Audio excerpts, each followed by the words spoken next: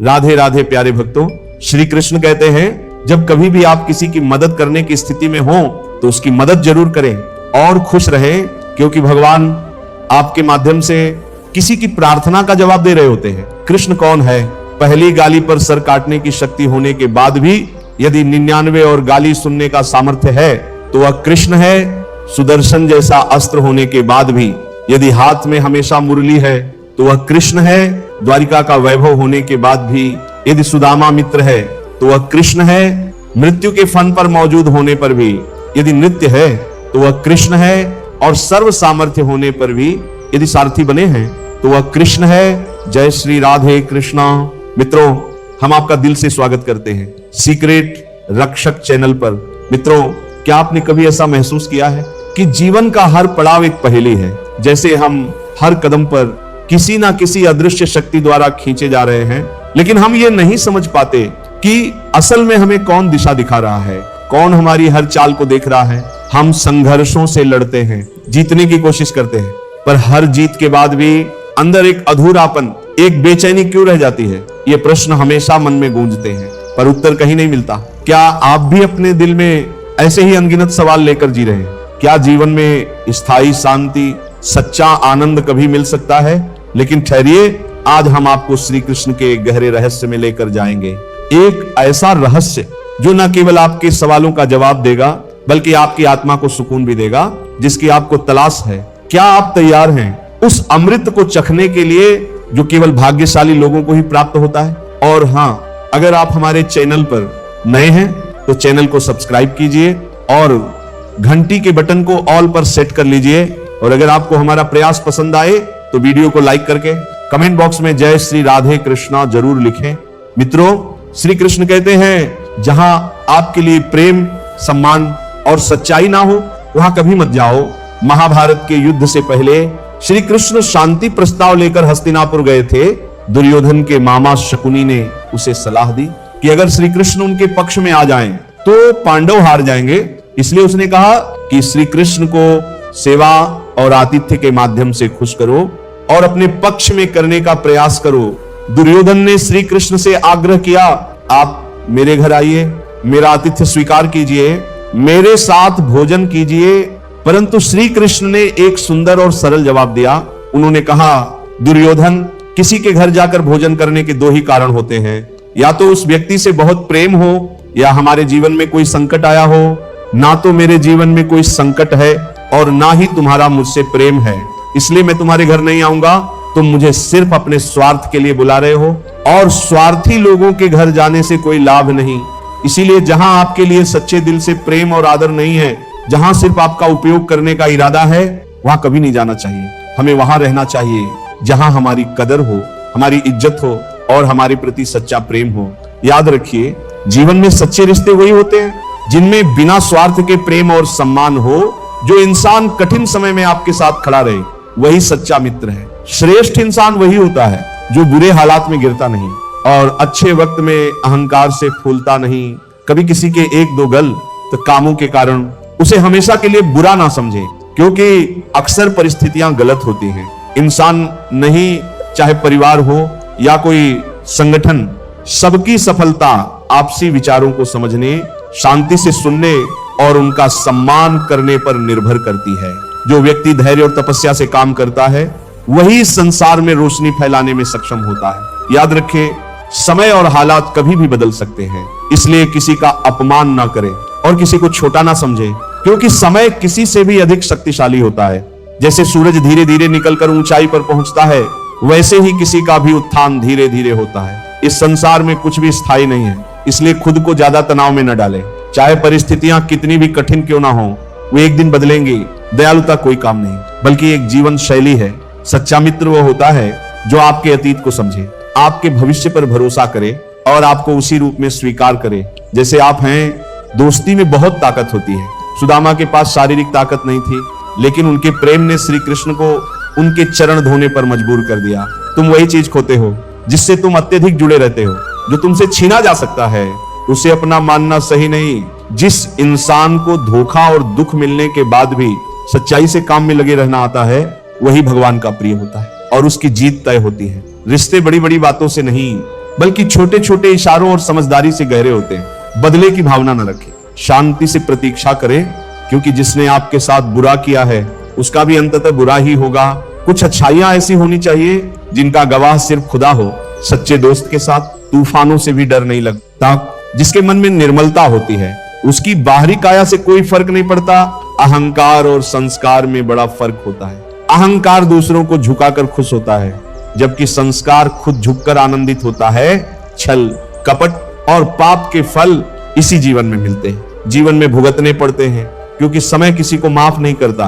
पहले पड़ोसी भी परिवार जैसे होते थे, लेकिन अब परिवार भी जैसे पड़ोसी हो गए हैं। भगवान छप्पर फाड़ कर देता है, लेकिन पाप थप्पड़ मार कर लेता है।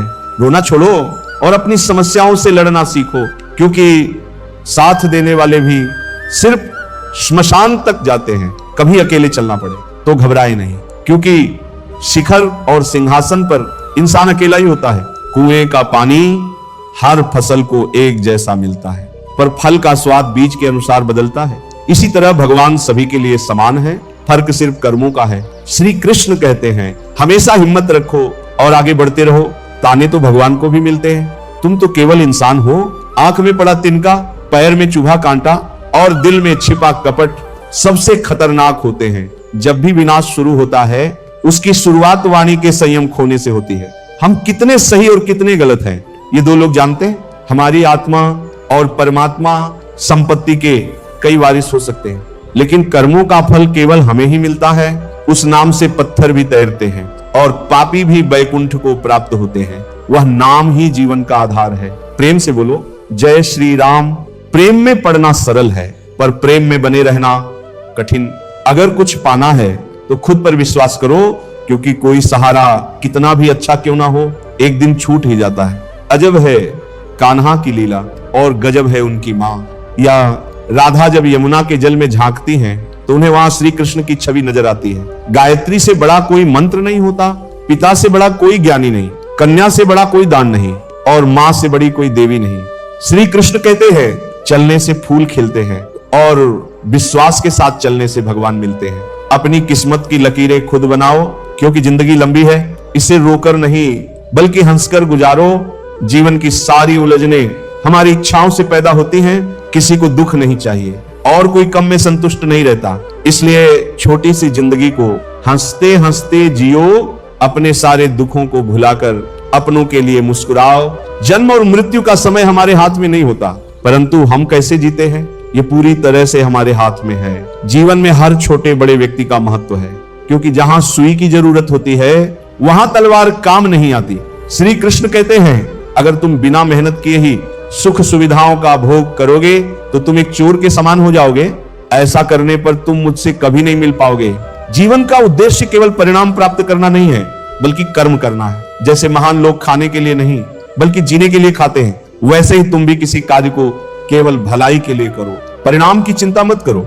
श्री कृष्ण अर्जुन से कहते हैं, मैं ही परमात्मा हूं और मुझे किसी भी कर्म को करने की आवश्यकता नहीं है। फिर भी मैं कर्म करता हूं ताकि संसार को सिखा सकूं। जो तुम करोगे वही तुम्हारी संतानें और आने वाली पीढ़ियां करेंगी। श्री कृष्ण हमें क्रोध से बचने का संदेश देते हैं। चाहे कितना भी गुस्सा आए, स्वयं को शांत रखने का प्रयास करो। दूसरों का भला करने वाले मनुष्य को हमेशा कष्ट सहने पड़ते हैं, जैसे फल देने वाले वृक्ष पर भी पत्थर पड़ते हैं। सत्य से कमाया धन हर प्रकार से सुख देता है, जबकि छल कपट से कमाया धन केवल दुख लाता है।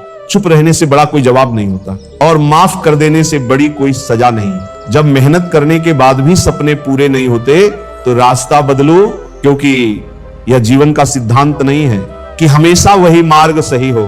पेड़ भी समय समय पर अपने पत्ते बदलता है। श्री कृष्ण कहते हैं, जब बचपन के खेल खत्म होते हैं तब किस्मत का खेल शुरू होता है।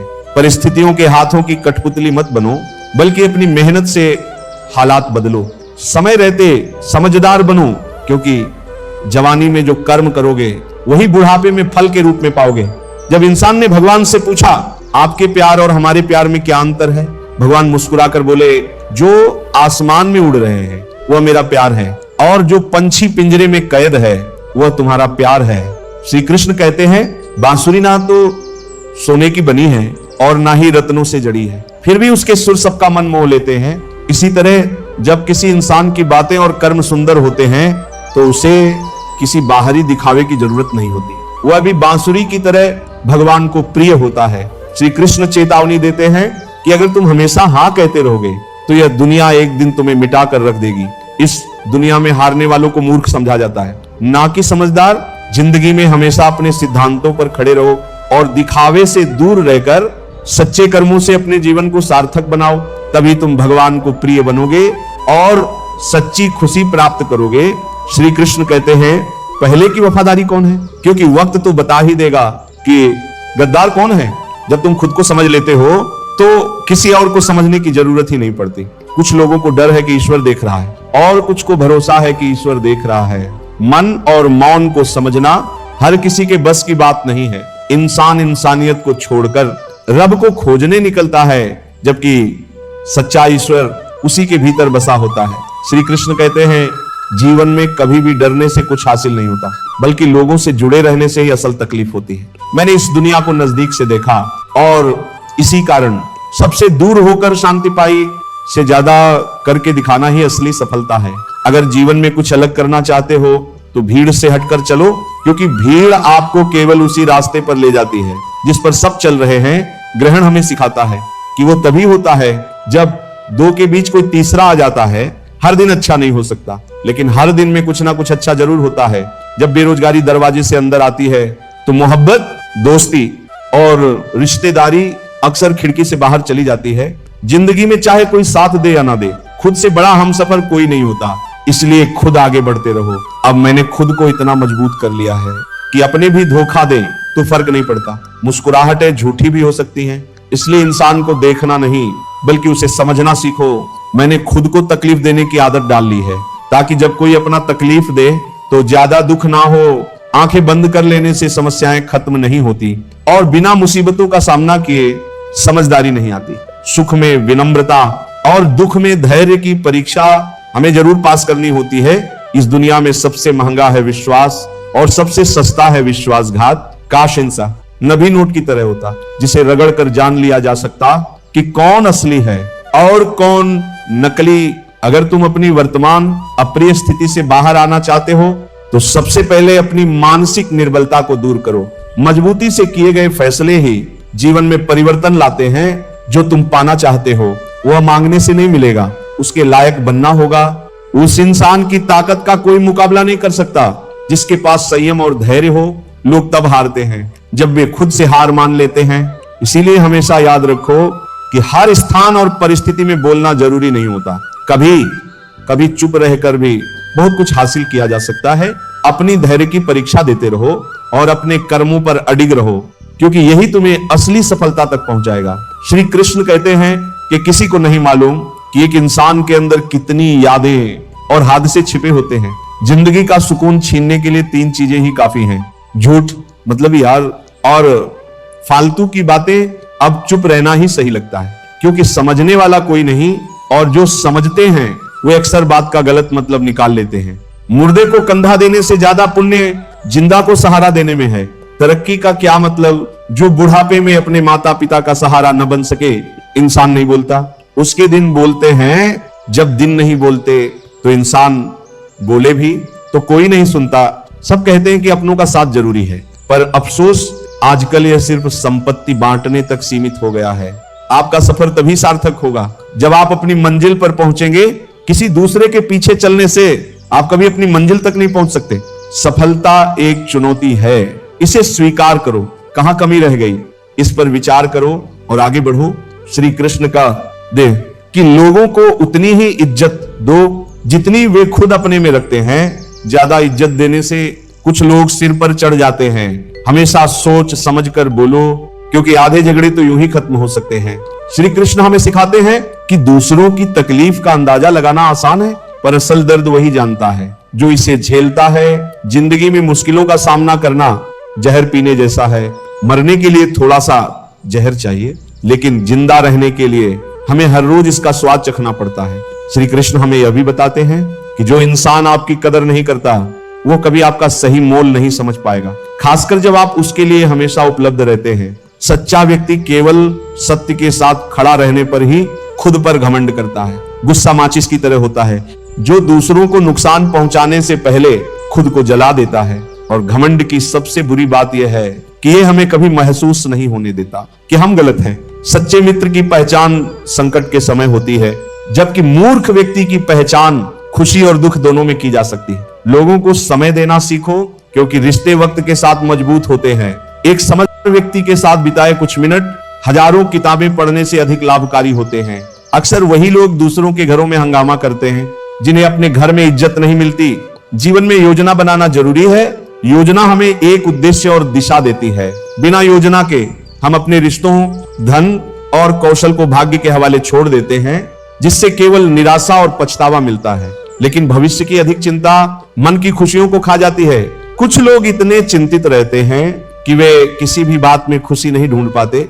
ऐसे लोग हमेशा मायूसी और दुख के घेरे में रहते हैं और जीवन की खुशियों का आनंद नहीं ले पाते। इसीलिए श्री कृष्ण सिखाते हैं कि जीवन में संतुलन जरूरी है।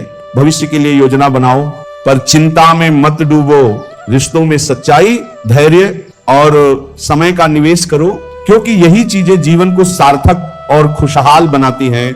श्री कृष्ण कहते हैं, दुनिया का सबसे खूबसूरत संगीत आपकी अपनी धड़कन है, क्योंकि इसे खुद भगवान ने रचा है। इसीलिए हमेशा अपने दिल की सुनो। दुख एक ऐसा अनुभव है जो हर किसी के जीवन में होता है, जबकि खुशी एक ऐसा एहसास है जिसकी हर किसी को तलाश रहती है। सबसे बड़ी गलती तब होती है जब इंसान को अपनी गलतियों का एहसास नहीं होता। जीवन में बातें छोटी होनी चाहिए, लेकिन असर गहरा होना चाहिए।